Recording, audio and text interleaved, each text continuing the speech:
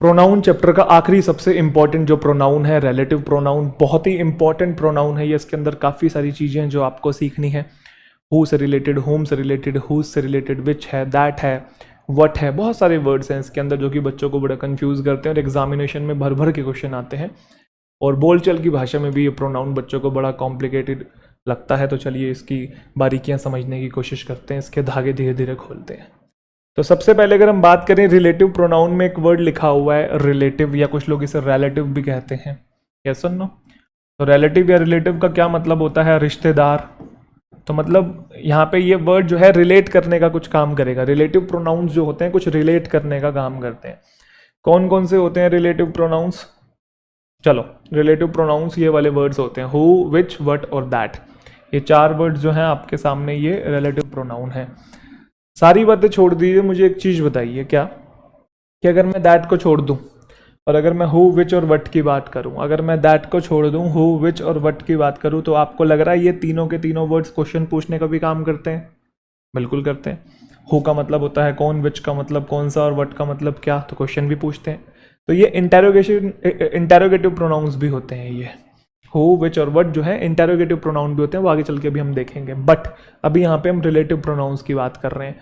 तो ये जो चारों वर्ड्स हैं, जब ये रिलेटिव प्रोनाउन होते हैं तो इनका जो मतलब होता है हिंदी में, वो या तो होता है जो, या फिर होता है जिसे, या फिर होता है जिसको, या फिर होता है जिनको, या फिर होता है जिनका। इनमें से कुछ भी मीनिंग हो सकता है इन वर्ड्स का। मतलब मैं ये नहीं कह रहा कि हु का मतलब जो, विच का मतलब जिसे, वट का, ना, मैं ये नहीं कह रहा। मतलब रिलेटिव प्रोनाउन जो है इनमें से किसी का भी मीनिंग ले सकते हैं। क्लियर? Point number 1। जब ये रिलेटिव हो, तो जब ये क्वेश्चन पूछ रहे हो इंटेरोगेटिव हो, तो आपको पता है ये कौन कौन सा और क्या, वो तो आप जानते ही हैं। ठीक है, अब यहाँ पे आप एक पॉइंट समझेंगे, काफी इंपॉर्टेंट है। जैसे एक सेंटेंस है, I met Radhika and she had been the topper of the class, और I met Radhika who had been the topper of the class. आराम से समझेंगे। ठीक है, मैंने कहा यहाँ पे जो शी है वो किसके लिए आया हुआ है, तो आपने कहा सर वो एक प्रोनाउन है जो कि राधिका को सब्स्टिट्यूट कर रहा है, और राधिका दीदी जो है वो एक नाउन है, और नाउन को ही प्रोनाउन जो है वो रिप्लेस करता है। Very good. मैं राधिका से मिला जो कि टॉपर रही है क्लास की। एंड जो है वो कंजंक्शन है भाई, जोड़ रहा है किसको? इस वाले क्लोज को जोड़ रहा है, और शी से लेकर क्लास तक अगले क्लोज को जोड़ रहा है। अगर थोड़ी बहुत इंग्लिश की आप सेंस रखते हैं तो आपको पता होगा ये दोनों सेंटेंसेस सेम है, एक ही बात कर रहे हैं कि मैं राधिका से मिला जो कि टॉपर थी क्लास की, और मैं राधिका से मिला जो कि टॉपर थी क्लास की।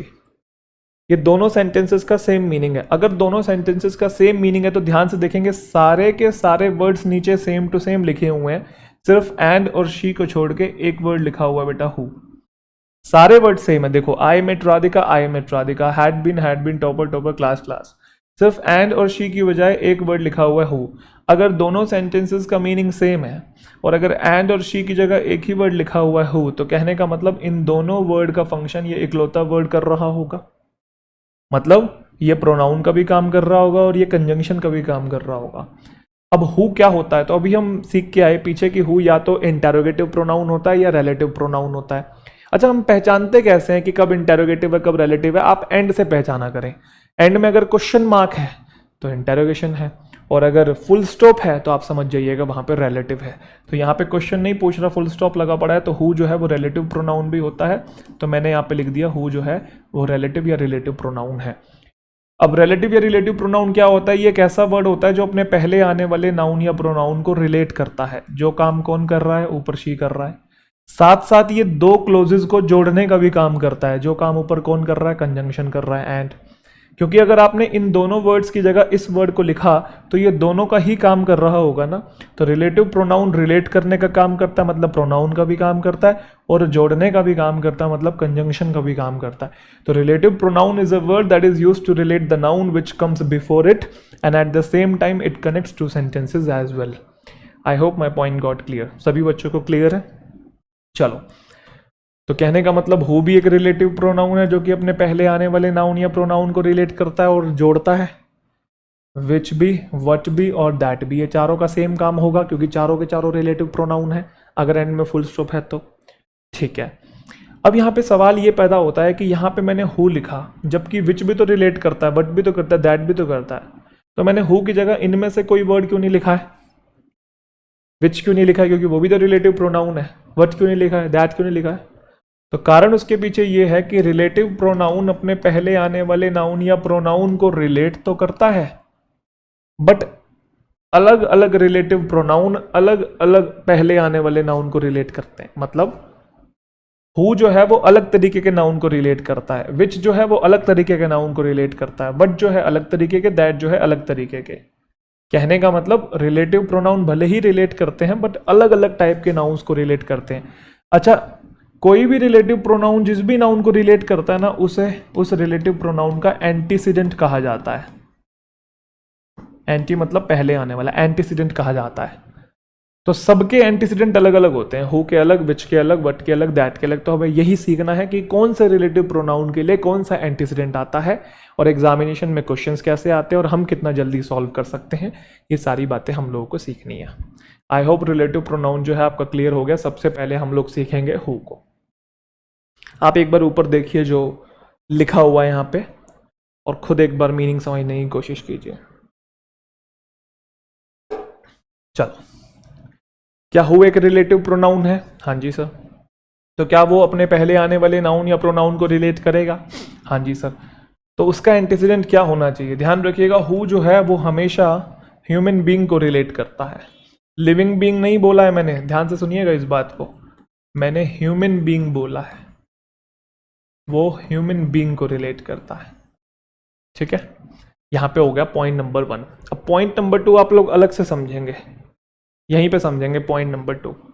मैं आपसे एक सवाल पूछना चाहता हूँ, आप मुझे इस सवाल के जवाब दीजिएगा। क्या आई एक प्रोनाउन है? आप बोलेंगे जी सर। क्या आई के लिए और भी कोई प्रोनाउन आते हैं? हाँ जी सर। एक आता है मी, एक आता है माई, एक आता है माइन, एक आता है माई सेल्फ, आते हैं ना और भी। मतलब आई एक प्रोनाउन है, उसके लिए और भी तो प्रोनाउन आते हैं। ऐसे वी एक प्रोनाउन है, वी के लिए भी तो और प्रोनाउंस आते हैं ना। तो ऐसे ही मुझे एक बात, यू के लिए भी आते हैं, ही के लिए, शी के लिए भी आते हैं। ऐसे एक बात बताइए, हु भी तो एक रिलेटिव प्रोनाउन है, तो इसके लिए भी तो और प्रोनाउंस आते होंगे, बिल्कुल, है ना। जैसे अगर आप देखेंगे आई सब्जेक्टिव केस है, मी उसका ऑब्जेक्टिव है, माई पॉजेसिव एडजेक्टिव है, माइन पॉजेसिव प्रोनाउन है, माई सेल्फ रिफ्लेक्सिव है। ऐसे हु एक रिलेटिव प्रोनाउन है, उसके भी और केसेस होते हैं, उसके लिए भी और प्रोनाउन आते हैं, जिसमें हु खुद ही सब्जेक्टिव केस होता है, होम जो होता है बेटा वो ऑब्जेक्टिव केस होता है, और जो हुज होता है वो पॉजेसिव एडजेक्टिव केस होता है। इसके 3 केस होते हैं। Point number 1। अब आते हैं पॉइंट नंबर 2 पे।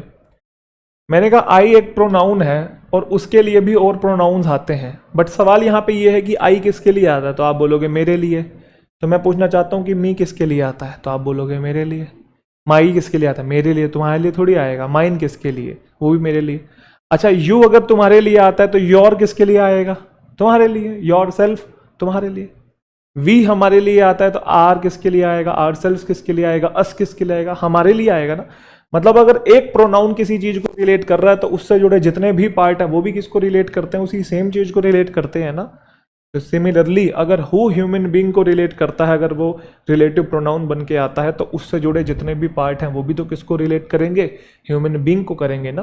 तो अगर कभी सेंटेंस में आपको हु, हुम और हुज दिखाई दे और एंड में अगर फुल स्टॉप दिखाई दे, तो समझ जाइएगा कि वो रिलेटिव प्रोनाउन है और उसके पहले कोई नाउन या प्रोनाउन जो होगा वो हमेशा ह्यूमन बीइंग होगा। जैसे आपके सामने कुछ सेंटेंसेज आप नजर डालेंगे, नजर डालें भाई, जल्दी से डाल लिया। चलो, this is the man who broke the window. अगर आप देखेंगे यहाँ पे हर जगह हु लिखा हुआ है, यहाँ पे भी हु लिखा हुआ है, इधर भी हु लिखा हुआ है, सॉरी इधर हुम है, इधर हुज है और इधर हुज है। ये जितने भी सेंटेंसेस आपके सामने अगर आप नोट कर पा रहे हैं, सबके एंड में फुल स्टॉप है, मतलब हर जगह हु, हुम, हुज जो है रिलेटिव प्रोनाउन है, और सबके पहले अगर आप देखेंगे ह्यूमन बीइंग लिखा हुआ है, सबके पहले। और सारे सेंटेंसेस में रिलेट ही कर रहे हैं ये वर्ड्स। जैसे जैसे this is the man who broke the window, यही वो आदमी है जिसने विंडो को तोड़ा। मुझे वो स्टूडेंट्स पसंद है जो कि हार्ड वर्किंग है, यही वो लड़का है जिससे वो शादी करेगी। ठीक है भाई। Similarly I have a friend whose cat is annoying, मेरे पास मतलब मेरा एक दोस्त है जिसकी जो बिल्ली है बड़ी अनोइंग है, यही वो लड़की है जिसके डॉग को हमने ढूंढा है, ठीक है। तो अगर आप ध्यान से देखेंगे हर जगह हु और हु के जितने भी पार्ट्स हैं वो ह्यूमन बीइंग को रिलेट कर रहे हैं। तो ये बेसिक बातें थी, आपको समझ में आ गई हैं। अब आते हैं एग्जाम ओरिएंटेड बात पे। एग्जाम ओरिएंटेड बात बेटा ये है कि एग्जामिनेशन में जो एरर पूछा जाता है ना वो यहाँ से पूछा जाता है, हु और होम से। सबसे ज़्यादा एरर्स जो है इस कैटेगरी में यहाँ से आते हैं। वो पूछता है what is the basic difference between who and home. जैसे एग्जाम्पल के तौर पर एक सेंटेंस लिखा है कि यही वो लड़का है जिससे मैं शादी करूंगा, सॉरी जिससे वो शादी करेगी, मैं नहीं करूंगा, यही वो लड़का है जिससे वो शादी करेगी। तो यहाँ पे होम लिखा हुआ है, तो सवाल ये है क्या मैं यहाँ पे हु लिख सकता हूँ? तो उल्टे हाथ से लिखा नहीं जाता, खैर कोई बात नहीं। यही वो लड़का है जिससे वो शादी करेगी। अब this is the boy whom she will marry और this is the boy who she will marry. अगर आप बोलचाल की भाषा में देखोगे तो दोनों प्रचलित हैं, दोनों ही यूज होते हैं एक तरीके से, बट ग्रामर के पॉइंट ऑफ व्यू से कोई एक सही है कोई एक गलत है। तो आप मुझे बताएंगे कौन सा सही है कौन सा गलत है। तो कॉमन सेंस आप कहेंगे सर होम लिखा हुआ है तो वो सही लिखा होगा, हु ऑफ कोर्स नहीं लिखा तो वो गलत होगा, है ना। जबकि बच्चे जब बोल बोल के देखते हैं, जचा जचा के देखते हैं तो दोनों ही जचते हैं, लेकिन आएगा कोई एक ही। बट पॉइंट यहाँ पे ये है कि हम डिफाइन कैसे करेंगे कि यहाँ पे होम आना चाहिए कि हु आना चाहिए, क्योंकि बच्चे जब पढ़ते हैं तो उनको दोनों जचते हैं और जचने की वजह से वो सही कराते हैं, लेकिन एग्जामिनेशन में गलत हो जाते हैं। तो मुद्दा यहाँ पे ये है कि हम कैसे डिफाइन करेंगे कि यहाँ पे होम चाहिए कि हूँ, क्योंकि आएगा तो कोई एक ही कारण, क्योंकि हु सब्जेक्टिव केस होता है, होम ऑब्जेक्टिव केस होता है। हु सब्जेक्टिव केस होता है, होम आपका ऑब्जेक्टिव केस होता है। तो सेंटेंस में इस जगह पे या तो सब्जेक्ट की रिक्वायरमेंट होगी या ऑब्जेक्ट की। देखो अगर मैं जैसे बेसिक सेंटेंस बोलूं, मैंने कहा मी लव यू, तो आपको पता है कि भाई वर्ब के पहले सब्जेक्ट आते हैं तो आई लव यू होगा। मैंने कहा शी लव्स आई, तो आपको पता है भाई वर्ब के बाद ऑब्जेक्ट आते हैं तो शी लव्स मी होगा। मतलब बेसिक सेंटेंसेस में आप सब्जेक्ट और ऑब्जेक्ट की पोजीशन जानते हैं, यस और नो। बट ऐसे सेंटेंसेस में हम नहीं डिफाइन कर पाते कि यहाँ पे सब्जेक्टिव की ऑब्जेक्टिव। तो चलिए इसी चीज को हम लोग सीखेंगे हु और होम के बारे में। तो कोई भी नई चीज हम लोग नहीं सीखेंगे, हम वही सारी बातें सीखेंगे जो हमने ऑलरेडी सीख रखी हैं, ठीक है। ध्यान से पढ़ना आप। A subject can not come without a verb and a verb can not come without a subject. ये बात सभी बच्चे जानते हैं कि कोई भी सब्जेक्ट बिना वर्ब के नहीं आ सकता और कोई भी वर्ब बिना सब्जेक्ट के नहीं आ सकती। They both have to come simultaneously, they can not exist individually, yes और नो। पुरानी बात है। अच्छा ये बात भी आपको ध्यान है, इंग्लिश लैंग्वेज में दो चीज़ों के ऑब्जेक्ट हैं, एक वर्ब के ऑब्जेक्ट हैं और एक प्रेपोजिशन के ऑब्जेक्ट हैं। प्रेपो के बाद लिखा हुआ हर शब्द प्रेपो का ऑब्जेक्ट होता है, बट वर्ब के बाद लिखा हुआ हर शब्द वर्ब का ऑब्जेक्ट नहीं होता। वर्ब के बाद अगर बट या होम का रिप्लाई है तो ही ऑब्जेक्ट होता है, और अगर आपने किसी भी वर्ड को ऑब्जेक्ट बोल दिया या तो नाउन या तो प्रोनाउन। ये बात आप बहुत अच्छे से जानते हैं। ये बात भी आप जानते हैं कि हु सब्जेक्टिव केस होता है, होम जो है आपका ऑब्जेक्टिव केस होता है। ये बात हम सब जानते हैं, यस और नो। अब इन्हीं बेसिक बातों को पकड़ के आपको क्वेश्चन सॉल्व करने, एक भी क्वेश्चन गलत नहीं होगा, ठीक है भाई। I do not like people home interrupt मी। सबसे पहली बात क्या यहाँ पे हु या हु से जुड़ा एक भी पार्ट है? हाँ जी। एन में फुल स्टॉप है? हाँ जी। तो क्या यहाँ पे ये रिलेटिव प्रोनाउन है?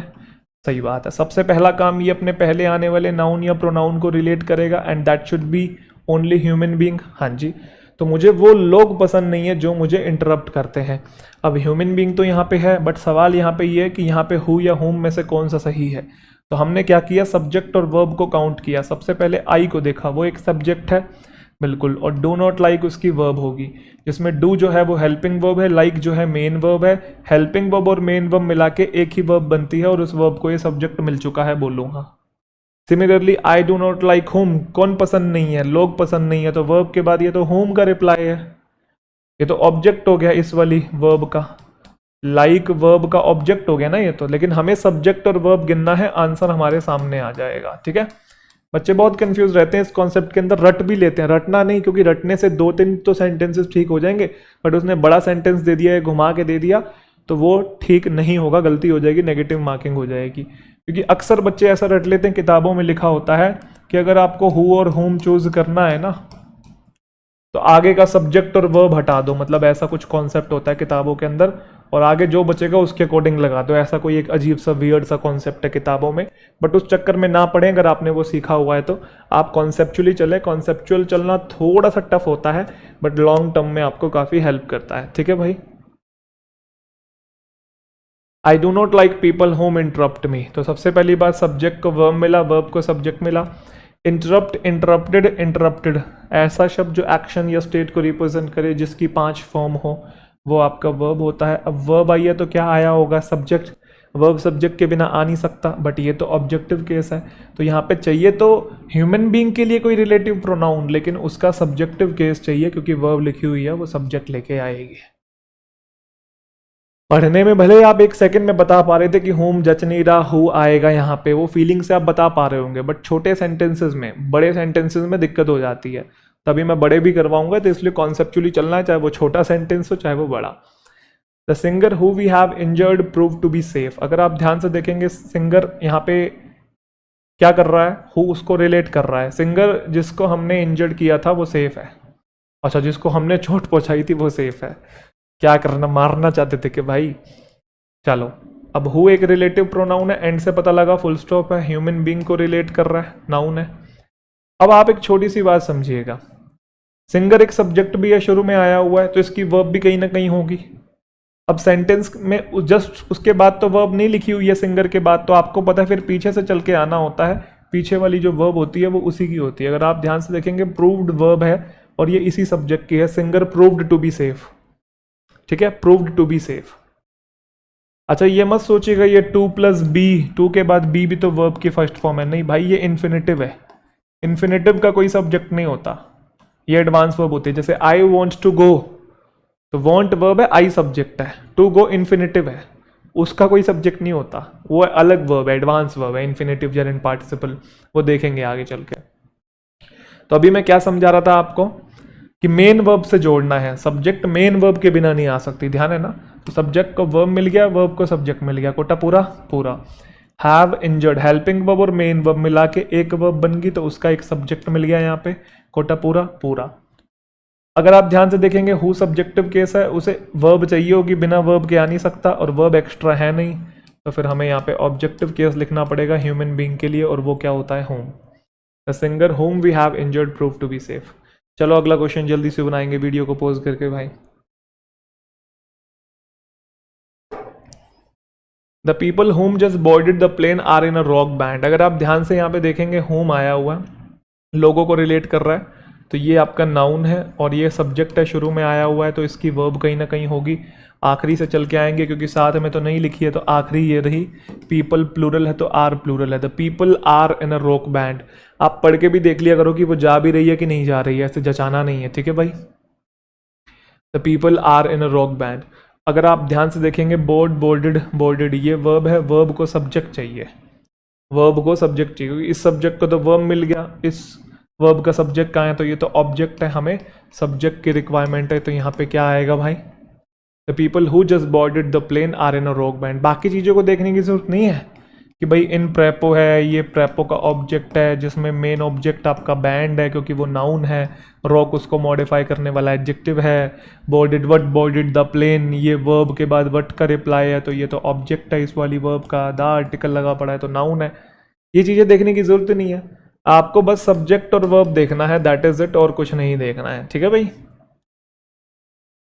The children who we love dearly need better education, नहीं एजुकेशन, हु रिलेट कर रहा है चिल्ड्रन को, सब्जेक्ट आपका चिल्ड्रन, उसे वर्ब चाहिए होगी, पीछे से चल के आए तो वर्ब ये रही उसकी, क्योंकि आगे तो लिखी नहीं हुई है। प्लूरल सब्जेक्ट को प्लूरल वर्ब मिल गया, कोटा पूरा।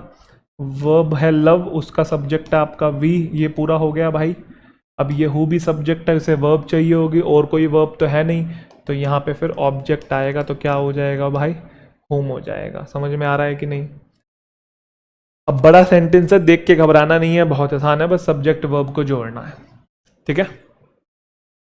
The response of those managers who I have consulted has been very positive and we are looking forward to meeting together. अगर आप ध्यान से देखेंगे, हु है यहाँ पे रिलेटिव प्रोनाउन जो कि रिलेट कर रहा है मैनेजर्स को, एंटीसीडेंट हो गया ये, ठीक है। रिस्पॉन्स आपका शुरू में आया तो ये मेन सब्जेक्ट बन के आया हुआ दिख रहा है साफ साफ, और ये नाउन है। अब इस सब्जेक्ट को वर्ब चाहिए होगी, अगर आपको पता है ऑफ प्रेपो है, ये तो प्रेपो का ऑब्जेक्ट है, ठीक है, तो उसकी वर्ब कहाँ है। अगर आप ध्यान से देखेंगे, एंड के बाद तो नया क्लोज शुरू हो जाता है, तो ये तो अलग क्लोज है, ये सब्जेक्ट है और आर लुकिंग उसकी वर्ब है, इसका कोटा पूरा हो गया। कहने का मतलब एंड के बाद अलग क्लोज शुरू हो जाता है, कंजंक्शन है ना, तो अगर अलग क्लोज शुरू हो जाता है उसका सब्जेक्ट वर्ब तो होगा, मतलब ये सेंटेंस पढ़ने की जरूरत ही नहीं है, जानबूझ के एक्स्ट्रा सेंटेंस दिया हुआ ताकि आप कंफ्यूज हो जाए, सेंटेंस की लेंथ बढ़ा रखी है, ठीक है। तो आपको यहाँ तक देखना है, इधर तक देखो। अब यहाँ पे ये सेंटेंस खत्म हो रहा है, मतलब क्लोज खत्म हो रहा है और यहाँ से फिर नया क्लोज शुरू हो रहा है। तो अगर आप ध्यान से देखेंगे, अगर सब्जेक्ट के साथ उसकी वर्ब नहीं लिखी है तो जहाँ पे क्लोज एंड हो रहा होता है वहाँ पे उसकी वर्ब होती है पीछे से। तो पीछे से आए आए आए आए, तो ये हमको दिखाई दे रही है हैज़ बीन। बोलो हाँ, ये वर्ब है इस वाले सब्जेक्ट की। Response has been very positive. बैठ गया ना, देखो ये साहब, response has been very positive. अगर आप देखेंगे हैव कंसल्टेड भी एक वर्ब है, हैव हेल्पिंग वर्ब है, कंसल्टेड मेन वर्ब, और इस वर्ब को सब्जेक्ट चाहिए होगा तो देखो साथ में ही लिखा हुआ है सब्जेक्ट क्या है, आई। बोलो हाँ। अगर आप ध्यान से देखेंगे एक चीज, तो रिस्पॉन्स सब्जेक्ट को हैज बीन उसकी वर्ब मिल गई और आई सब्जेक्ट को हैव कंसल्टेड उसकी वर्ब मिल गई, है ना। और ये तो प्रेपो है, ये प्रेपो का ऑब्जेक्ट है। अब रह गया बीच में हु, और वो होता है सब्जेक्ट। अब सब्जेक्ट आया तो बिना वर्ब के आ सकता है? नहीं। तो अगर वर्ब नहीं है तो सब्जेक्ट नहीं है, सब्जेक्ट नहीं है तो फिर ऑब्जेक्टिव केस आएगा, क्योंकि पहले ह्यूमन बीइंग है तो हु वाला ही कोई केस चाहिए होगा, तो वो ऑब्जेक्ट है। बनाओ।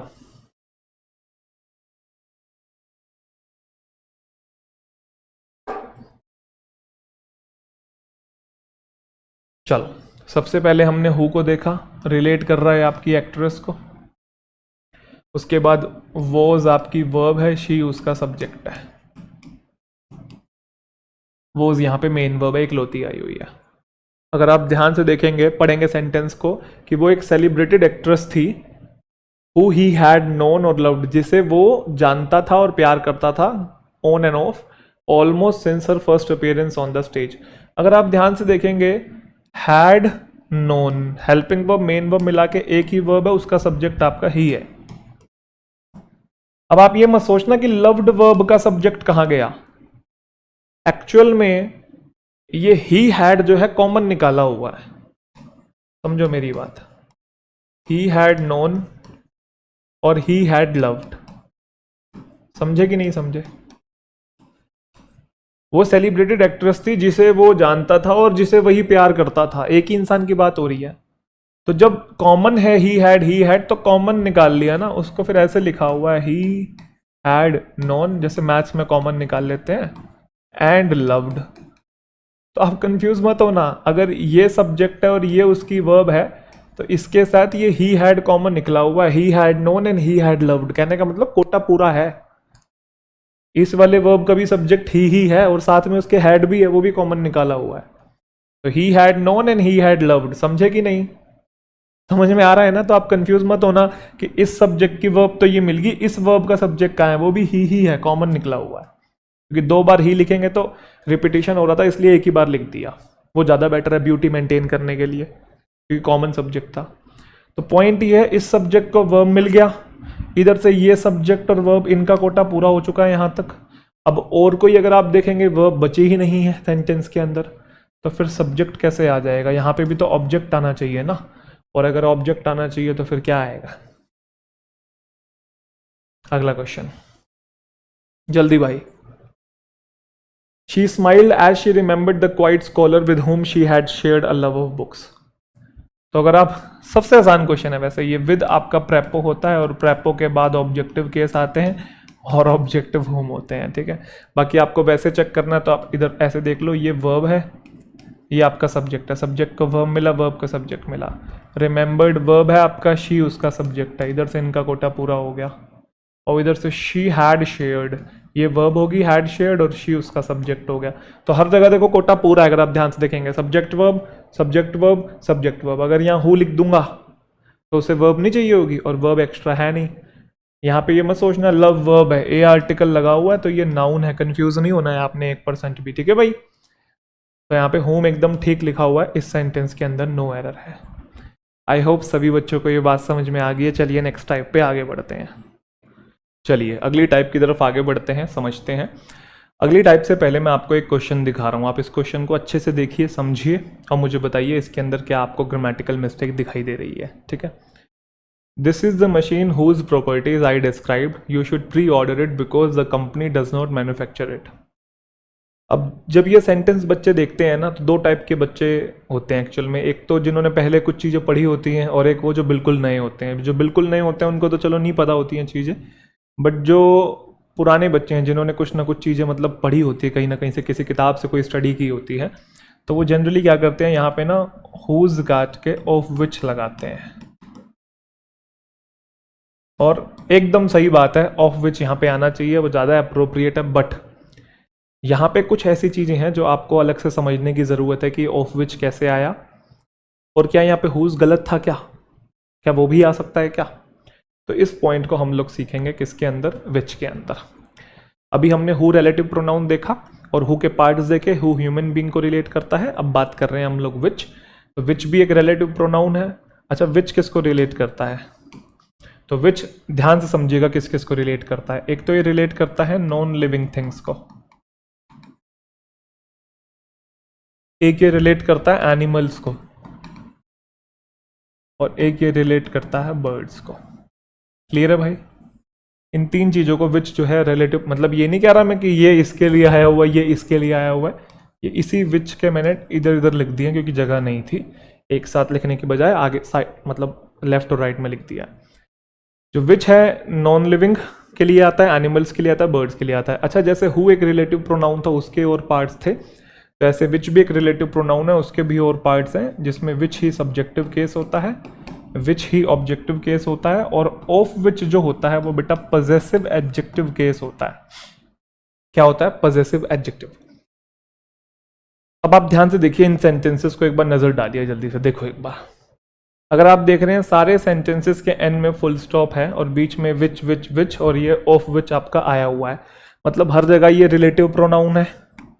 अगर रिलेटिव प्रोनाउन है तो उसके तुरंत पहले या तो नॉन लिविंग या एनिमल या बर्ड होना चाहिए, नॉन लिविंग एनिमल या बर्ड होना चाहिए। तो अगर आप देखेंगे, यही वो डॉग है जिसको हमने बचाया, यही वो बर्ड है जो उड़ सकता है, यही वो घर है जो मेरे ग्रेट ग्रैंडफादर से बिलोंग करता है, और यही वो शोरूम है जिसका उद्घाटन डिले कर दिया गया, चेयर जिसके हैंडल टूटे हुए हैं वो तुम्हारी है।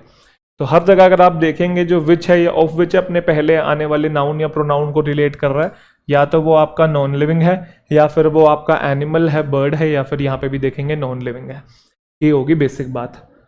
अब विच की कैटेगरी से जो क्वेश्चंस पूछे जाते हैं वो इस जगह से पूछे जाते हैं, क्योंकि इस जगह से कुछ क्वेश्चन बन ही नहीं सकता। कारण क्योंकि सब्जेक्ट और ऑब्जेक्ट दोनों शब्द सेम ही है, विच है, तो आप क्वेश्चन बनाओगे कैसे? सब्जेक्ट की जरूरत है तब भी विच आएगा, ऑब्जेक्ट की जरूरत है तब भी विच आएगा। बट हु के केस में आपने देखा होगा क्वेश्चन कहाँ से बनता था, हु और हुम से बनता था, यस और नो, क्योंकि हु और हुम दो अलग अलग वर्ड्स थे। तो हु के केस में क्वेश्चन इस तरफ से बनते हैं और विच के केस में क्वेश्चन उस तरफ से बनते हैं। अब एक बार आप ना उस सेंटेंस को देखो जो हमने अभी देखा था, this is the machine whose properties I described. यही वो मशीन है जिसकी प्रॉपर्टीज को हमने डिस्क्राइब किया है। अगर मैं आपसे पूछूं कि हुज क्या है, यहाँ पे आप बोलोगे रिलेटिव प्रोनाउन है, एंड में फुल स्टॉप लगा पड़ा है अगर आप देख रहे हैं तो उसका काम है अपने पहले आने वाले नाउन या प्रोनाउन को रिलेट करना, और मशीन नॉन लिविंग है, जबकि हुज हु का पार्ट है जो कि ह्यूमन बीइंग के लिए आता है। आप लोग बहुत अच्छे से जानते हैं कि हु आपका सब्जेक्टिव केस होता है, हुम आपका ऑब्जेक्टिव केस होता है, हुज आपका पजेसिव एडजेक्टिव केस होता है। ऐसे विच सब्जेक्टिव केस होता है, विच ही ऑब्जेक्टिव केस होता है, और ऑफ विच आपका पजेसिव एडजेक्टिव केस होता है। ये वाले जो होते हैं आप लोग जानते हैं ये ह्यूमन बीइंग के लिए आते हैं, और ये वाले जो हैं ये एनिमल्स और बर्ड्स के लिए और नॉन लिविंग के लिए आते हैं।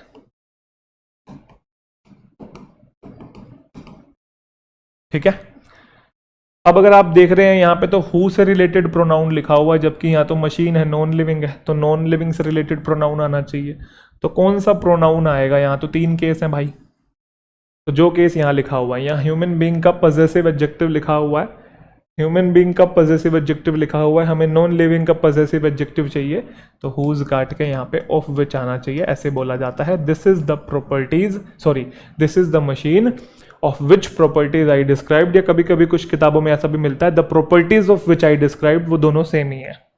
ठीक है, एक सेकेंड, हाँ जी, the properties of which I described वो भी सेम है, उसमें भी कोई दिक्कत नहीं है।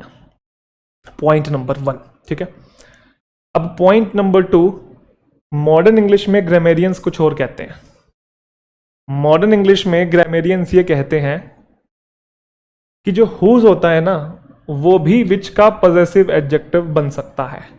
कहने का मतलब हमने विच के जो 3 केस देखे, ये सब्जेक्टिव केस है, ये आपका ऑब्जेक्टिव केस है और ये पजेसिव एडजेक्टिव केस था। लेकिन मॉडर्न इंग्लिश में कहते हैं कि विच का पजेसिव एडजेक्टिव जो है वो हुज भी हो सकता है।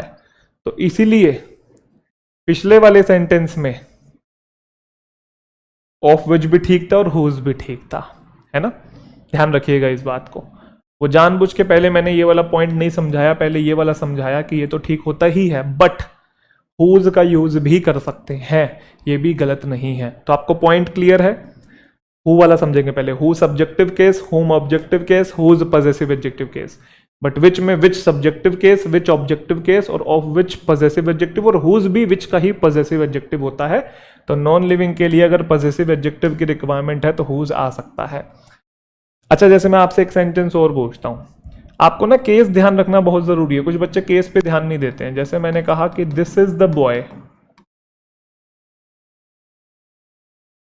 This is the boy which works hard,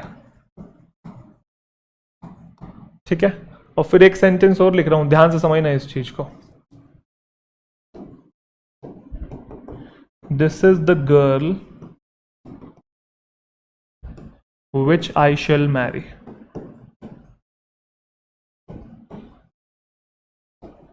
अब आपको ये बात समझ में आ रही है कि विच जो है यहाँ पे रिलेटिव प्रोनाउन है, नीचे भी रिलेटिव प्रोनाउन है।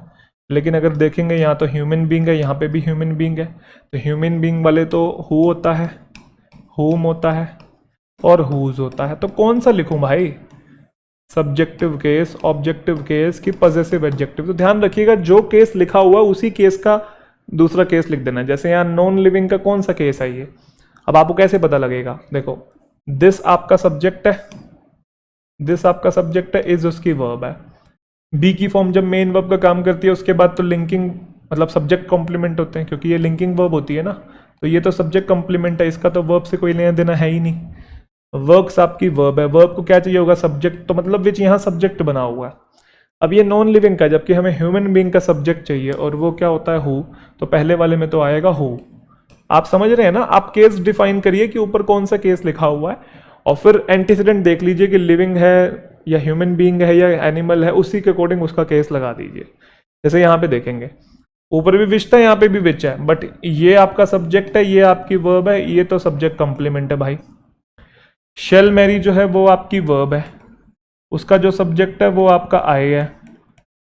अगर आप ध्यान से देखेंगे इसे सब्जेक्ट मान बैठेंगे तो इसको वर्ब चाहिए होगी, एक और वर्ब है नहीं। तो मतलब यहाँ ये ऑब्जेक्टिव केस है, ऊपर सब्जेक्टिव था, यहाँ ये ऑब्जेक्टिव है।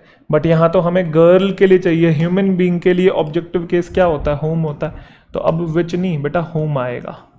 आप पॉइंट समझे कि नहीं, दिस इज द गर्ल हुम आई शैल मैरी। तो ऐसे ही अगर इस वाले क्वेश्चन में देखेंगे हमने क्या किया था, हुज लिखा हुआ था। यही वो मशीन है जिसकी प्रॉपर्टीज, हुज जिसकी, उसकी, मेरी, तुम्हारी, है ना, पोजेशन वाला केस था।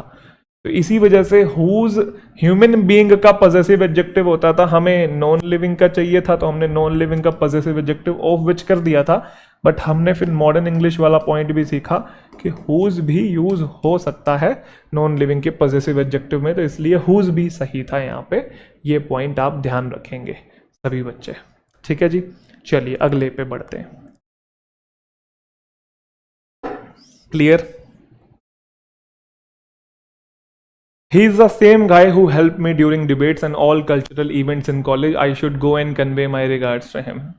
He is the same guy who helped me during debates and all cultural events in college. I should go and convey my regards to him. अगर आप ध्यान से देखेंगे इस क्वेश्चन को, ध्यान समझना। आपने देखा सबसे पहले हु यहाँ पे रिलेटिव प्रोनाउन है, ठीक है।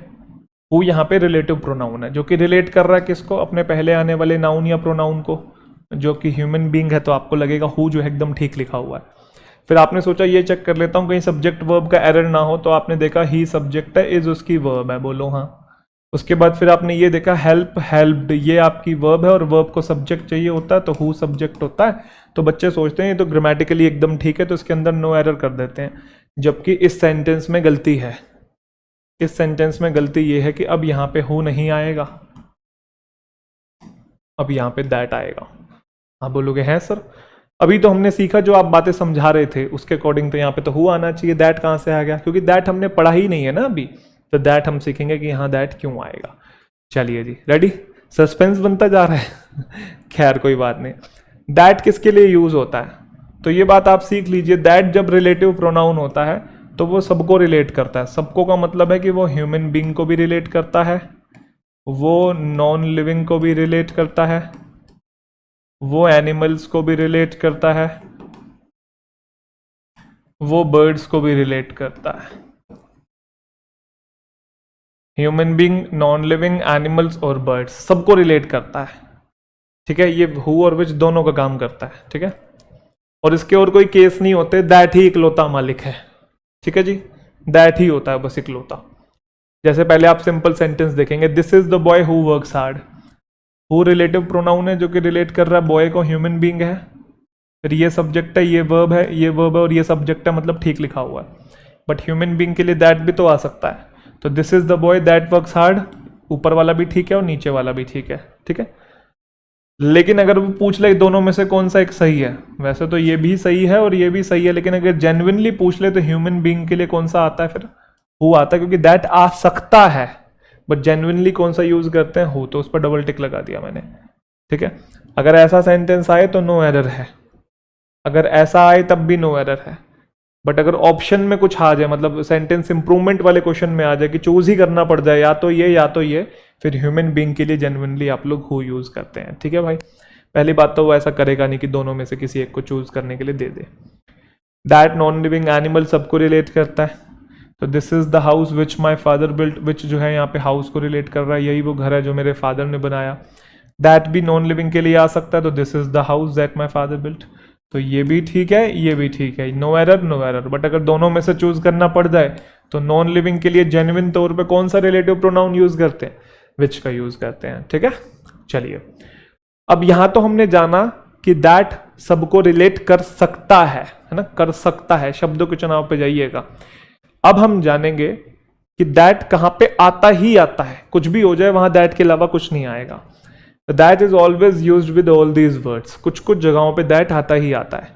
जैसे कि सुपरलेटिव डिग्री अगर किसी सेंटेंस में दिख जाए और वहां पे रिलेटिव प्रोनाउन है तो दैट आएगा। The same, the few, the little, only, none, something, anything, everything, nothing, ये दिख जाए, या फिर जब ऑल का मतलब आपका एवरीथिंग हो। ठीक है, ये कहीं पे भी आपको टर्म्स दिख जाए और उस सेंटेंस में रिलेटिव प्रोनाउन है तो वहां आप दैट का यूज करेंगे। ये सुपरलेटिव डिग्री कौन सी होती है, बचपन में डिग्री पढ़ते हैं ना, positive degree, comparative degree, superlative degree, good, better, best, tall, taller, tallest पढ़ते हैं ना। तो ये सर्वाधिक गुण बताए, जो बाकी शब्द तो आपको पता है। ऑल के दो मीनिंग होते हैं, ऑल का मतलब एवरीवन भी होता है, ऑल का मतलब एवरीथिंग भी होता है। तो जब ऑल का मतलब एवरीथिंग हो सेंटेंस में और वहां पे कोई रिलेटिव प्रोनाउन आया हो तो हम बस दैट का यूज करते हैं। जैसे कि कुछ सेंटेंस देखेंगे आप,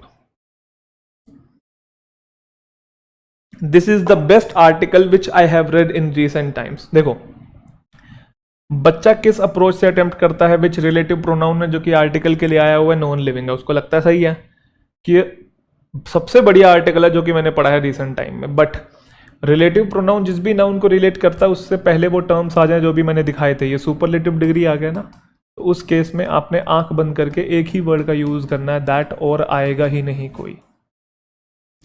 this is the best article that I have read in recent times. ठीक है, पॉइंट नंबर 1। बट अगर यहां पे ऐसा होता, अगर यहां पे बेस्ट ना लिखा होता तो this is the article which I have read, ठीक था, एकदम ठीक था। विच नॉन लिविंग को रिलेट करता है, आर्टिकल नॉन लिविंग है और विच ठीक है। क्या फिर दैट भी आ सकता है, तो आपको पता है दैट तो हर जगह आ सकता है, चाहे वो ह्यूमन बीइंग हो, नॉन लिविंग हो, एनिमल्स हो, बर्ड्स हो। अगर बेस्ट ना हो तो विच भी ठीक है, दैट भी ठीक है। बट जेन्युइनली देखें सबसे ज्यादा अप्रोप्रिएट कौन सा रहता है, फिर विच रहता है। अगर वो चॉइस पूछ ही ले कि दैट और विच में से फिर कौन सा आएगा ही आएगा, तो फिर विच। बट अगर बेस्ट लिखा हुआ है तो फिर आप कुछ कर भी नहीं सकते, आपको यहाँ आंख बंद करनी पड़ेगी और सिर्फ दैट लगाना पड़ेगा। This is the best article that I have read in recent times. ये देखो वही क्वेश्चन आ गया, बच्चे अक्सर कंफ्यूज होते हैं, सोचते हैं हु रिलेटिव प्रोनाउन है, रिलेट कर रहा है ह्यूमन बीइंग को, फिर चेक कर लेते हैं ये सब्जेक्ट है, ये वर्ब है, ये वर्ब है, ये सब्जेक्ट है, और तुरंत आगे बढ़ जाते हैं। जबकि सबसे इंपॉर्टेंट बात वो भूल गए हैं, क्या, कि रिलेटिव प्रोनाउन जिस भी नाउन को रिलेट करता है उससे पहले वो वर्ड्स आ जाए, द सेम, द फ्यू, है ना, ओनली, नन, ये सारे वर्ड्स जो हैं ये बस अपने साथ दैट ही रिलेटिव प्रोनाउन लेके आते हैं और कुछ नहीं आता। तो this is the same guy that help me during debates. I hope सभी बच्चों को क्लियर है। बट अगर ऐसा होता यहाँ पे सेम ना लिखा होता, दिस इज द गाय होता, तो फिर गाय के लिए आप लोगों को पता है कि ह्यूमन बीइंग का हम लोग यूज करेंगे, मतलब ह्यूमन बीइंग है तो ऑफ कोर्स हु का यूज करेंगे। This is the guy who help me आना चाहिए।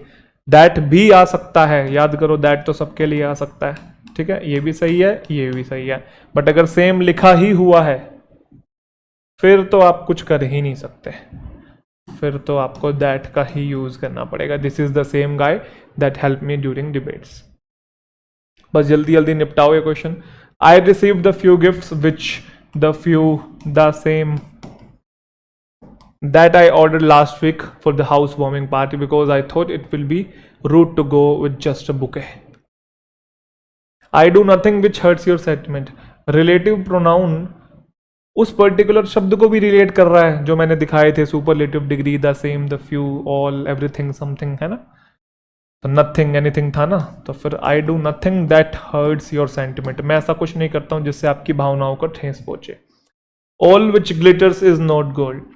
हर चमकते लोग सोना नहीं होते कि हर चमकती चीज सोना नहीं होती। तो आप कहेंगे हर चमकती चीज सोना नहीं होती। यहाँ पे ऑल का मतलब एवरीथिंग है और बीच में रिलेटिव प्रोनाउन भी आ गया, इसको रिलेट कर रहा है। तो हर चमकती चीज सोना नहीं होती है, तो यहाँ पे all that glitters is not gold. Clear है जी, कोई दिक्कत? पक्का? चलिए, लास्ट रिलेटिव प्रोनाउन है वट, उसके बाद रिलेटिव प्रोनाउन आपका खत्म हो जाएगा, ठीक है जी। वट क्या होता है जी वट? अच्छा, वैसे मैंने एक चीज नोट की है, बहुत सारी किताबें ऐसी हैं, अगर आप किसी बुक शॉप पे जाएंगे या कोई भी स्टैंडर्ड बुक उठा लेंगे इंग्लिश को इम्प्रूव करने के लिए, खास तौर पे अगर आप कोई कंपेटिटिव एग्जामिनेशन के लिए प्रिपेयर कर रहे हैं, तो मैंने अक्सर पाया है कि किताबों के अंदर इररेलेवेंट कॉन्सेप्ट्स की ना भरमार है। भरमार इन द सेंस कि मतलब इतने सारे रूल्स जो हैं लाइन से लिखते गए हैं, मतलब पूरा का पूरा एक ऐसा बंडल बना रखा है रूल्स का, यस और नो। जबकि उसमें आधे से ज़्यादा रूल इतने ज़्यादा मतलब यूजलेस हैं कि आप एग्जामिनेशन तो छोड़ो, बोलचाल की भाषा में भी यूज़ नहीं होते हैं, और बच्चे ना उन्हीं को रट रहे हैं, उन्हीं को क्रैम कर रहे हैं। मैंने अक्सर ऐसा पाया है। तो आप ये गलती बिल्कुल मत करिएगा। मैं जितना आपको पढ़ा रहा हूँ ये मोर देन सफिशिएंट है। इनमें और भी बहुत सारी चीज़ें होती हैं सीखने की, लेकिन मैं मतलब वो एंड पॉइंट तक आपको लेके जा रहा हूँ। एंड पॉइंट का मतलब है कि इससे एडवांस आपको नहीं पढ़ना है। ये एडवांस काफ़ी है, जिस लेवल पे मैं लेके जा रहा हूँ, बेसिक से आपको एडवांस पे ही लेके जा रहा हूँ, बट इससे ऊपर आपको नहीं पढ़ना है। क्योंकि अगर आप इससे ऊपर पढ़ेंगे, इससे ज़्यादा इंग्लिश इंप्रूव करने की कोशिश करेंगे, तो इसका मतलब है कि आप पीएचडी कर रहे हैं। पीएचडी करने का मतलब समझते हैं ना, कि आप तैयारी के लिए इंग्लिश नहीं सीख रहे हैं, आप बस वैसे ही सीख रहे हैं। हालांकि वैसे भी सीख रहे हैं तब भी ये बहुत ज़्यादा कॉन्टेंट है। अगर आप नॉर्मली भी इंग्लिश इंप्रूव कर रहे हैं तब भी आपके लिए ये एंड लेवल कॉन्टेंट है।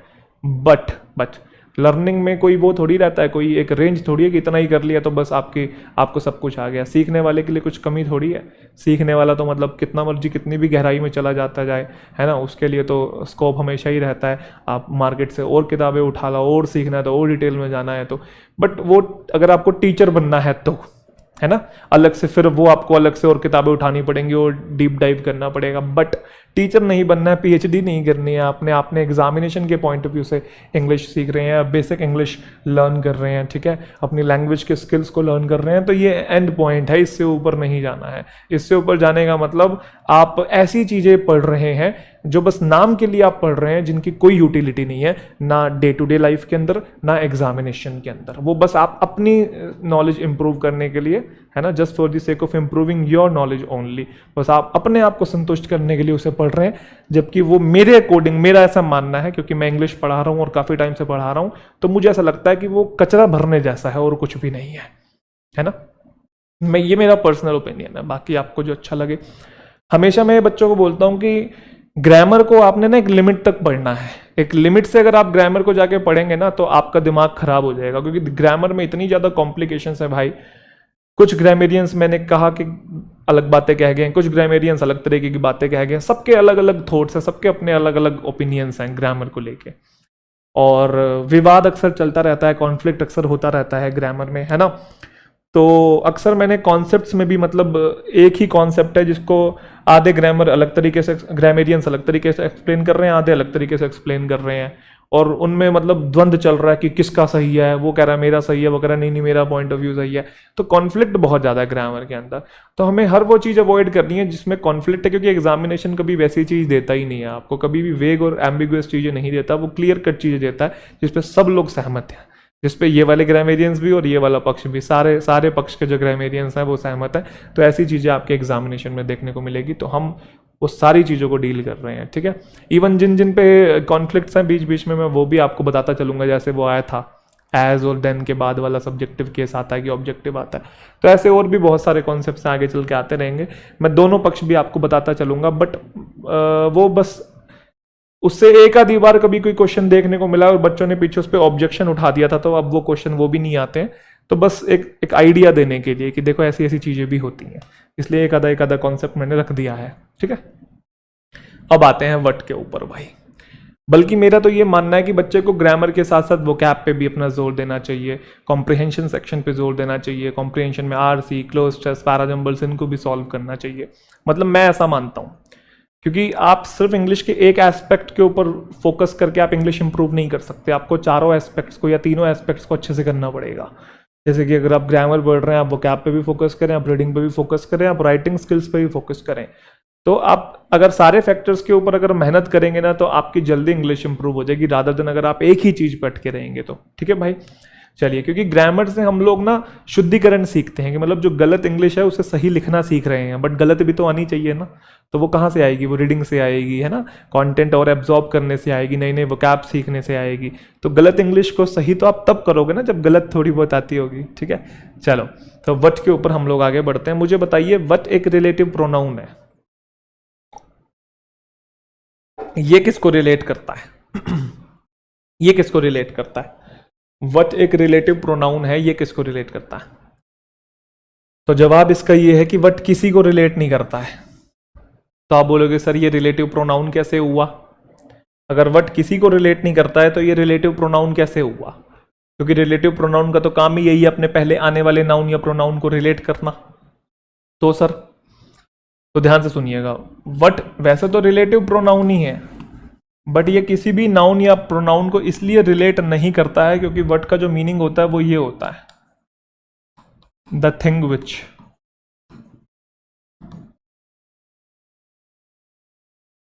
वट का जो मीनिंग है द थिंग विच, वह चीज जो, लिख दूं यहां पे, वह चीज जो। आप बोलोगे सर उससे क्या फर्क पड़ गया, इससे क्या फर्क पड़ा? देखो समझना मेरी बात।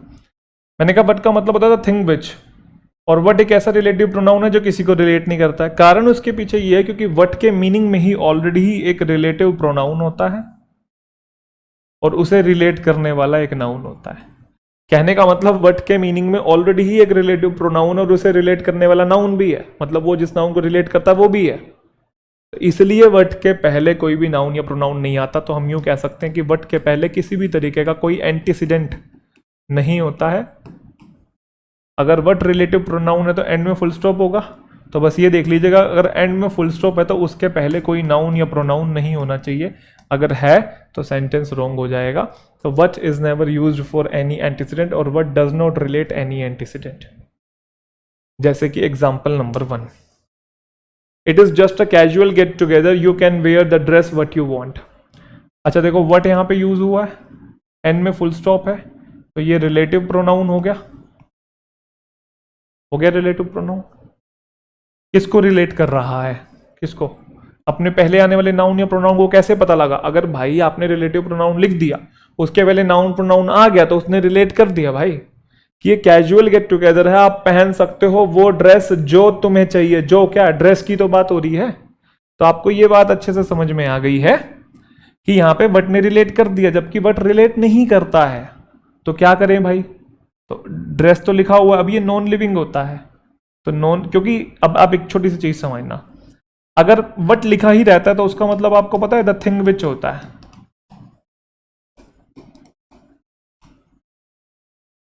तो सेंटेंस पता क्या बन जाएगा? You can wear the dress the thing which you want. कोई सेंस नहीं बना ना, अटपटी बात हो रही है।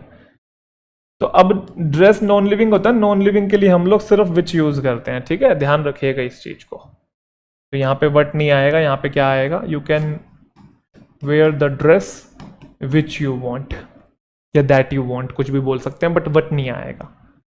अब जैसे इस सेंटेंस को देखो, इस वाले को, it is just a casual get together, you can where what you want. अब आप ध्यान से देखो, वट है यहाँ पे, रिलेटिव प्रोनाउन है, कैसे पता लगा, एंड में फुल स्टॉप है। अगर वो रिलेटिव प्रोनाउन है तो उसके पहले कोई नाउन प्रोनाउन नहीं होना चाहिए, नहीं है। कैन मॉडल वर्ब होती है और वेयर उसकी वर्ब की फर्स्ट फॉर्म है। कैन मॉडल वर्ब है तो वेयर वर्ब की फर्स्ट फॉर्म है कि नहीं। तो अब ये सही है, एकदम सही है, सेंटेंस में कोई गलती नहीं है, क्योंकि वट किसी भी एंटीसीडेंट को रिलेट नहीं करता। और अब इस सेंटेंस को तोड़ेंगे तो इसका मीनिंग क्या बन जाएगा, वट का मतलब होता है द थिंग विच। तो क्या बना sentence, you can wear the thing which you want, वह चीज तुम पहन सकते हो जो तुम्हें चाहिए। You can wear the thing which you want, जिसमें विच एक रिलेटिव प्रोनाउन हो गया जो कि रिलेट कर रहा है द थिंग को, बस सिंपल सी बात है। You can take the book what you like, what relative pronoun है, एंड में फुल स्टॉप है, उससे पहले नाउन प्रोनाउन आना ही नहीं चाहिए, आ गया, क्योंकि आ गया तो फिर रिलेट कर दिया कि तुम ले सकते हो वो बुक जो तुम्हें चाहिए, जो क्या किताब ही तो है, तो वट गलत हो गया। तो बुक नॉन लिविंग होता है, नॉन लिविंग के लिए आप लोग विच यूज कर सकते हैं, नीचे विच ठीक लिखा हुआ है, वट गलत हो गया तो विच एकदम ठीक लिखा हुआ है। एक सेकेंड जी, चल, you can take the book which you like, ये ठीक हो गया। अगर आप इस वाले को देखेंगे, you can take what you like, you can take what you like, क्या ये ठीक है, एकदम ठीक है, क्योंकि बेटा ये रिलेटिव प्रोनाउन है, अब इसके पहले कोई नाउन या प्रोनाउन नहीं है, ये वर्ब है, तो फिर वट का क्या मीनिंग है, द थिंग विच, तो सेंटेंस क्या बन गया, you can take the thing which you like. I hope सभी बच्चों को क्लियर है, किसी भी तरीके का कोई डाउट नहीं है। सिमिलर सिचुएशन यहां बन रही है, वट के पहले द लाइज आया हुआ है जो कि नाउन आ गया, तो मतलब वट गलत है, लाइज नॉन लिविंग है तो उसके लिए विच आएगा। बट अगर ऐसा होता, ध्यान से देखो, it is better to meet him without any preconceive notion, preconceive का मतलब पहले से दिमाग में बनाए गए जो विचार होते हैं, पहले से ही मन में बातें बना के उससे ना मिले, नोशंस मतलब आइडियाज, क्योंकि जो वो कहता है is going to blow your mind, जो भी वो बोलेगा आपका दिमाग बिल्कुल उड़ जाएगा, मतलब उड़ जाएगा मतलब आप सरप्राइज हो जाओगे। तो वट के पहले कुछ भी नहीं है, ना नाउन है ना प्रोनाउन है, और एंड में फुल स्टॉप है, तो मतलब वट एकदम ठीक लिखा हुआ है, क्योंकि वट का मतलब the thing which he says is going to blow your mind. ये सिमिलर सेंटेंस आप वीडियो को पॉज करके देख सकते हैं, आपको समझ में आ जाएगा। चलिए जी, नेक्स्ट प्रोनाउन की तरफ हम लोग आगे बढ़ते हैं। तो चलिए अगले प्रोनाउन की तरफ हम लोग आगे बढ़ते हैं। अगला जो प्रोनाउन हमारा है वो है रेसिप्रोकल प्रोनाउन। तो रेसिप्रोकल को पहले हम लोग समझने की कोशिश करेंगे। रेसिप्रोकल शब्द क्या होता है पहले इसको हम लोग समझेंगे। तो ये जो रेसिप्रोकल है ये रेसिप्रोकेट से बना है। किससे बना है जी? रेसिप्रोकेट से। रेसिप्रोकेट का मतलब होता है आदान प्रदान करना, ठीक है। रेसिप्रोकल का मतलब आपने सुना होगा उल्टा भी होता है ना, रेसिप्रोकल। तो रेसिप्रोकल होता है कि वो इन्वर्ट होता है, वो इन्वर्ट होता है। रेसिप्रोकेट मतलब आदान प्रदान ही होता है। आदान प्रदान का मतलब कि एक दूसरे के प्रति, ठीक है। पति तो नहीं बोला ना, प्रति, एक दूसरे के प्रति। इसके अंदर कौन से दो प्रोनाउन आते हैं रेसिप्रोकल, तो समझेंगे। एक आता है ईच अदर, एक आता है वन अनदर। सबसे इंपॉर्टेंट बात यह है कि ईच अदर जो है हम दो के लिए यूज करते हैं, और जो वन अनदर है वो दो से ज्यादा के लिए हम लोग यूज करते हैं। मतलब जब दो लोगों की बात करनी है और एक दूसरे का सेंस देना है तो हम यूज करेंगे ईच अदर, और जब दो से ज्यादा की बात करनी है और एक दूसरे का सेंस देना है तो हम यूज करेंगे वन अनदर। जैसे स्टूडेंट्स जो हैं must cooperate with each other on this project because they are going to get scored based on their team's performance. तो स्टूडेंट को कोऑपरेट करना है एक दूसरे के साथ। यहाँ दो की बात तो हो नहीं रही है, वरना या तो बोथ कहता या फिर टू कहता। स्टूडेंट्स बोला है तो मतलब दो से ज्यादा ही है, दो से ज्यादा है तो ईच अदर नहीं आएगा, वन अनदर आना चाहिए। वन अनदर आना चाहिए। The students must cooperate with one another on this project. फिर मैंने एक सेंटेंस और बोला, Rahul and Sahil are meeting one another at the cafe. एक दूसरे से मिल रहे हैं, तो दो की बात हो रही है तो दो के लिए आप लोग क्या यूज करेंगे? ईच अदर का यूज करेंगे। बड़ा सिंपल सा ये पॉइंट है। क्लियर है जी, कोई दिक्कत? अब यहाँ पे मैं आपको एक राज की बात बताना चाहता हूँ अगले पॉइंट पे आगे बढ़ने से पहले, कि मॉडर्न इंग्लिश के अंदर हम दो से ज़्यादा के लिए ईच अदर का भी यूज़ करते हैं।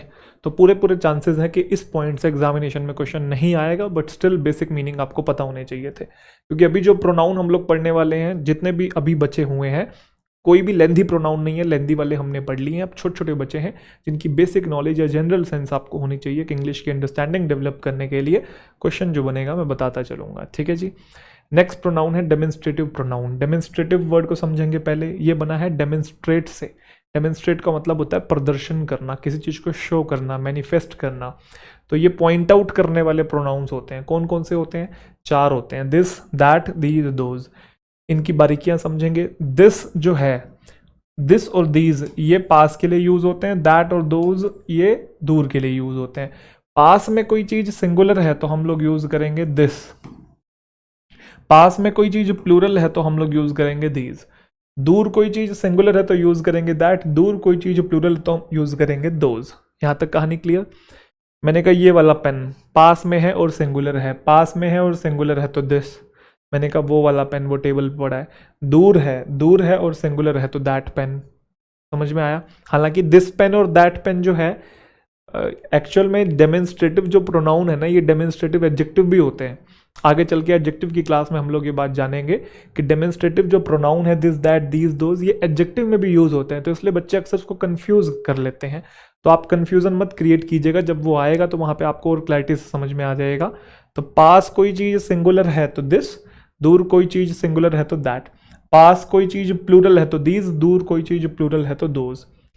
जैसे दिस इज माई डॉग, ये मेरा डॉग है, ठीक है, ये मेरा डॉग है, दिस इज माई डॉग, और दैट इज योर डॉग, वो तुम्हारा डॉग है। पास में है सिंगुलर है, दूर है सिंगुलर है, this, that. These are my shoes, ये मेरे शूज है। दोज आर माई शूज, वो वाले मेरे शूज हैं। तो पास कोई चीज प्लूरल है तो दीज, दूर कोई चीज प्लूरल है तो दोज। यहाँ पे सबसे इंपॉर्टेंट बात ये है कि ये यहाँ पे प्रोनाउन की तरह वर्क कर रहे हैं, एडजेक्टिव नहीं। क्योंकि अगर आप ध्यान से देखेंगे, इज आपकी वर्ब है, वर्ब को चाहिए होता है सब्जेक्ट, और सब्जेक्ट बनने का काम या तो नाउन या तो प्रोनाउन करते हैं, तो यहाँ पे ये प्रोनाउन है। सिमिलरली इस वर्ब का सब्जेक्ट भी यही है, सिंगुलर था तो सिंगुलर आया, प्लूरल है तो आपका प्लूरल सब्जेक्ट यहाँ पे बन के ये आया हुआ है। मैंने कहा ये डेमोन्स्ट्रेटिव एडजेक्टिव भी होते हैं। ऑफ कोर्स अगर एडजेक्टिव है तो नाउन को क्वालिफाई करेंगे। तो जब हम बोलते हैं ना कि दिस डॉग, दैट डॉग, आपने सुना होगा, ऐसा भी लिखा होगा, this dog is mine, that dog is mine, ऐसा हम लोग बोलते हैं। इस केस में ये दिस डॉग और दैट डॉग जो है, दिस और दैट, ये डेमोन्स्ट्रेटिव एडजेक्टिव है, क्योंकि नाउन को मॉडिफाई कर रहे हैं। नाउन को अगर मॉडिफाई करेंगे तो ये एडजेक्टिव होते हैं, बट अगर वर्ब का सब्जेक्ट बन के आए हैं तो ये प्रोनाउन की जगह पे आए हैं, तो यहाँ पे ये प्रोनाउन है। इधर ये प्रोनाउन है, इधर ये एडजेक्टिव है, दोनों में डिफरेंस है। एडजेक्टिव चैप्टर पढ़ेंगे तो आपको और क्लियर हो जाएगा। मैंने कहा these classes are very helpful. These classes, कौन सी क्लासेस? These classes. क्लासेस को जो मॉडिफाई करे, नाउन को मॉडिफाई करे तो एडजेक्टिव है, बट मैंने कहा दीज आर वेरी हेल्पफुल। अब क्या दीज बताया नहीं ना, तो वो आर का सब्जेक्ट बन के आया हुआ है। सब्जेक्ट नाउन या प्रोनाउन होते हैं, उस केस में दीज जो है वो प्रोनाउन हो गया। तो दोनों में डिफरेंस आपको पता होने चाहिए। नेक्स्ट प्रोनाउन पे आते हैं इंटेरोगेटिव प्रोनाउन। साफ साफ पता लग रहा है, जो इंटेरोगेट करने का काम करे, जो क्वेश्चन पूछने का काम करें, तो ये सारे आपके हु, हुम, हुज, विच और वट, ये जनरली 5 जो वर्ड्स हैं ये आपके इंटेरोगेटिव प्रोनाउन होते हैं। अब ऑफ कोर्स अगर इंटेरोगेटिव प्रोनाउन है तो अच्छा याद है आपको ये रिलेटिव भी होते थे, तो कैसे आइडेंटिफाई करेंगे, डिफ्रेंशिएट कैसे करेंगे? क्योंकि क्वेश्चन बन जाते हैं बहुत बार कि बताओ ये वाला वर्ड कौन सा पार्ट्स ऑफ स्पीच है। तो अब आपको पता है कि हु जो है वो रिलेटिव भी होता है, हु हमने देखा यहाँ इंटेरोगेटिव भी है।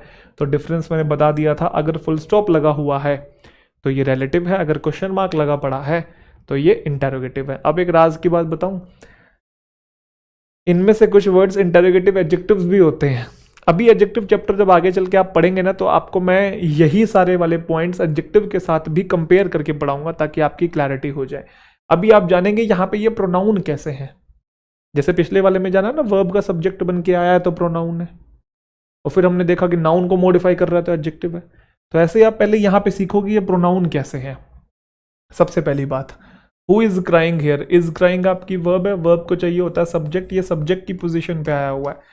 सब्जेक्ट नाउन या प्रोनाउन होता है तो ऑफ कोर्स ये प्रोनाउन है, और क्वेश्चन मार्क लगा पड़ा है तो कौन सा है? इंटेरोगेटिव प्रोनाउन है, बात ही खत्म। whom have you invited, जिसमें you सब्जेक्ट है, have invited उसकी वर्ब है, हेल्पिंग वर्ब मेन वर्ब मिला के एक की वर्ब बनती है। किसको इनवाइट किया? whom को। whom है किसको इनवाइट किया, तो ये वर्ब का ऑब्जेक्ट बन के आया हुआ है।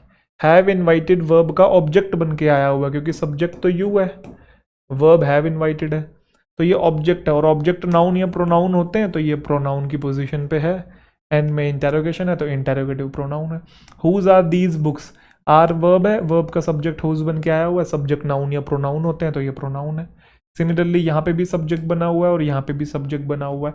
तो अगर इंटेरोगेटिव वाले वर्ड सब्जेक्ट या ऑब्जेक्ट की जगह पे हैं तो बेसिकली वो प्रोनाउन ही होंगे, क्योंकि सब्जेक्ट ऑब्जेक्ट बनने का काम या तो नाउन करता है या तो प्रोनाउन करता है। कॉमन सेंस है ये, तो सब्जेक्ट और ऑब्जेक्ट बनने का काम या तो नाउन करता है या प्रोनाउन करता है। तो अगर इंटरोगेटिव वर्ड सब्जेक्ट या ऑब्जेक्ट की जगह पे है, जैसे यहाँ सब्जेक्ट है और यहाँ ऑब्जेक्ट है, तो ऐसे केसेस में ये इंटरोगेटिव प्रोनाउन है। क्लियर है जी, कोई दिक्कत?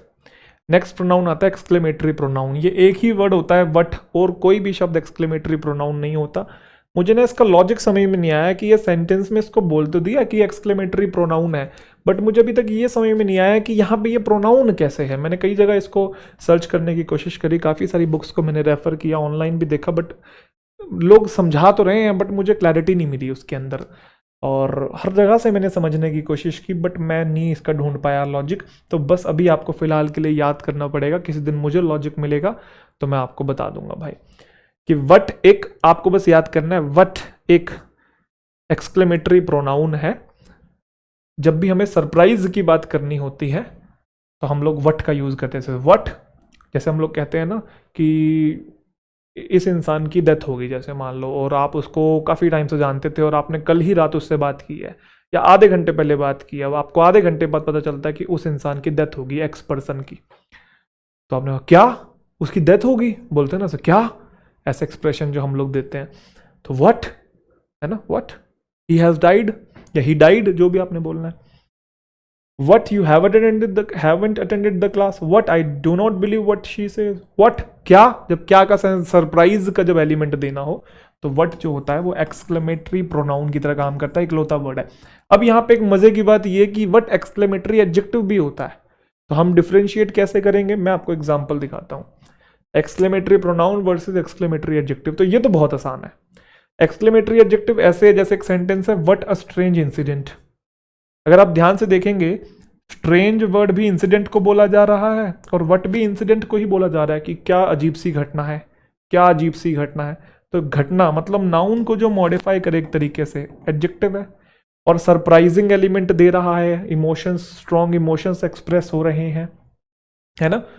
तो वट यहाँ पे अब एडजेक्टिव है क्योंकि नाउन को मॉडिफाई कर रहा है, एंड में एक्सक्लेमेशन मार्क है तो एक्सक्लेमेटरी एडजेक्टिव है। तो ये इसमें और इसमें डिफरेंस है। जब वट इसका सेंस दे, क्या मतलब ये क्या हो गया, क्या, ये वाला सेंस दे बस इकलौता, तब वट आप देख रहे हैं और उसके साथ एक्सक्लेमेशन मार्क है, फिर नया क्लोज शुरू हो जा रहा है, नया क्लोज शुरू हो जा रहा है। बट इन केसेस में देखेंगे what a cute baby, baby को व्हाट करके मॉडिफाई कर रहा है। What a band of great musicians, band को मॉडिफाई कर रहा है। बोर्ड को व्हाट मॉडिफाई कर रहा है। तो जब मॉडिफिकेशन का काम करे वो एडजेक्टिव है, एंड में एक्सक्लेमेशन मार्क है तो एक्सक्लेमेटरी एडजेक्टिव है। बट अगर सेंटेंस के शुरू में आया है और अपने साथ एक क्लोज लेके आया है तो यहाँ पे ये एक्सक्लेमेटरी प्रोनाउन है। अब यहाँ पे ये वर्ड प्रोनाउन की तरह एक्ट कैसे कर रहा है, उसी बात को मैं कह रहा था कि उसका लॉजिक मुझे नहीं मिला, तो इसको आपको याद करना पड़ेगा। बट इनमें आप कभी कंफ्यूज नहीं होंगे। बट अब आप कंफ्यूज हो सकते हैं एक चीज के अंदर, क्योंकि आपने देखा कि वट रिलेटिव प्रोनाउन भी होता है, फिर हमने देखा वट इंटेरोगेटिव प्रोनाउन भी है, फिर हमने देखा वट एक्सक्लेमेटरी प्रोनाउन भी है। आगे चल के हम लोग पढ़ेंगे क्या कि वट इंटेरोगेटिव एडजेक्टिव भी है। आगे चल के हम लोग पढ़ेंगे, या पढ़ाया मैंने अभी, वट एक्सक्लेमेटरी एडजेक्टिव भी होता है। तो ये कंफ्यूजन है ना, तो वट शब्द को लेके बड़ी समस्या है। तो अभी हम प्रोनाउन से रिलेटेड बातें कर रहे हैं, आगे जब एडजेक्टिव पढ़ाऊंगा तो एडजेक्टिव से रिलेटेड बात तो करूंगा ही करूंगा, eight the same time pronoun के रेफरेंस भी वहां लेंगे, दोनों को कंपेयर करके समझेंगे अच्छे से, निश्चिंत रहिए। चलिए यहाँ पे बता दीजिए कौन कौन सा वट कौन कौन सा है। What he says is not true, तो यहाँ पे वट जो है वो रिलेटिव प्रोनाउन है, इसका मतलब द थिंग विच है, अगर आपको ध्यान हो तो, और इसके एंड में फुल स्टॉप है, क्योंकि इंटेरोगेटिव ये हो नहीं सकता, क्वेश्चन मार्क नहीं है, एक्सक्लेमेटरी ये हो नहीं सकता, एक्सक्लेमेशन मार्क नहीं है, तो बचा क्या, ये रिलेटिव प्रोनाउन है। ठीक है जी, व्हाट यहाँ पे रिलेटिव प्रोनाउन है। The thing which he says is not true. What are your problems, अगर आप ध्यान से देख रहे हैं क्वेश्चन मार्क है, तो इतना तो पता लग गया आपको इंटेरोगेटिव प्रोनाउन है, और आर वर्ब का सब्जेक्ट भी बन के आया हुआ है, सब्जेक्ट नाउन या प्रोनाउन होता है, तो प्रोनाउन है प्लस इंटेरोगेशन है तो इंटेरोगेटिव प्रोनाउन है। What Rahul has gone mad, तो आपको पता है साफ साफ ये आपका एक्सक्लेमेटरी प्रोनाउन है और ये वाला इंटेरोगेटिव प्रोनाउन है। अगर मैं फ्लो में एक आधा शब्द ऊपर नीचे बोल दूं ना तो भाई माफ कर देना, क्योंकि एक तो बड़े कॉम्प्लिकेटेड से हैं ये, है ना, तो नहीं ध्यान रहता कभी कभी, ठीक है, बट मैं पूरा कॉन्शियस हूँ। I have told you what I know, तो व्हाट एंड में फुल स्टॉप है तो ऑफ कोर्स रिलेटिव है, क्योंकि एक्सक्लेमेशन नहीं है और इंटेरोगेशन नहीं है, ये तो आप तुरंत पहचान लेंगे। व्हाट जो सरप्राइजिंग एलिमेंट दे एक्सक्लेमेटरी प्रोनाउन है, एक्सक्लेमेटरी प्रोनाउन है। What has he bought today, अच्छा ये तो पता लग रहा है कि इंटेरोगेटिव प्रोनाउन है, बट मुझे बताएंगे ये सब्जेक्ट है कि ऑब्जेक्ट है, तो ध्यान रखिएगा इधर ये ऑब्जेक्टिव केस है। कैसे, क्योंकि ही सब्जेक्ट है और हैज बॉट उसकी वर्ब है, बॉट व्हाट उसी की बात हो रही है, तो ये ऑब्जेक्ट है। और ऑब्जेक्ट नाउन या प्रोनाउन होता है तो ऑफ कोर्स व्हाट प्रोनाउन है, नाउन तो होता नहीं है तो प्रोनाउन है, एंड में इंटेरोगेशन मार्क है तो इंटेरोगेटिव प्रोनाउन है। इसी के साथ आपका ये वाला चैप्टर भी कंप्लीट होता है। सबसे इंपॉर्टेंट काम चैप्टर खत्म होते ही जाते ही जो प्रैक्टिस कोर्स है, जिसमें मैंने हर चैप्टर के इंडिविजुअल क्वेश्चंस करवाए हैं, मिक्स करे हैं बढ़िया बढ़िया क्वेश्चंस, जो टॉपिक्स पढ़ाए हैं मैंने वो तो क्वेश्चन उनके तो ऐड किए ही किए हैं, प्लस मिसलेनियस क्वेश्चंस भी ऐड किए हैं जिनके चांसेस हैं आने के, या जो इन्हीं कॉन्सेप्ट से बने हैं और जो कि आपको कंफ्यूज कर सकते हैं, डिलेमा में डाल सकते हैं, ताकि आपकी जो तैयारी है वो और बेहतर स्तर पर पहुंच सके। तो जैसे जो भी चैप्टर कंप्लीट होता है ना, जैसे टेंस कंप्लीट हुआ क्वेश्चंस लगाओ, प्रोनाउन हुआ क्वेश्चंस लगाओ, नाउन हुआ क्वेश्चंस लगाओ, जितने ज़्यादा क्वेश्चंस लगाओगे उतनी बढ़िया आपकी तैयारी होगी, उतना बढ़िया आपका हाथ मजबूत होगा ग्रामेटिकल कॉन्सेप्ट्स के ऊपर। ठीक है जी, प्रैक्टिस इज द की, ध्यान रखिएगा। तो चैप्टर यहाँ पे खत्म होता है बेटा, मिलते हैं नेक्स्ट चैप्टर के अंदर, अपना ध्यान रखिए। Thank you so much, take care, tata, bye bye.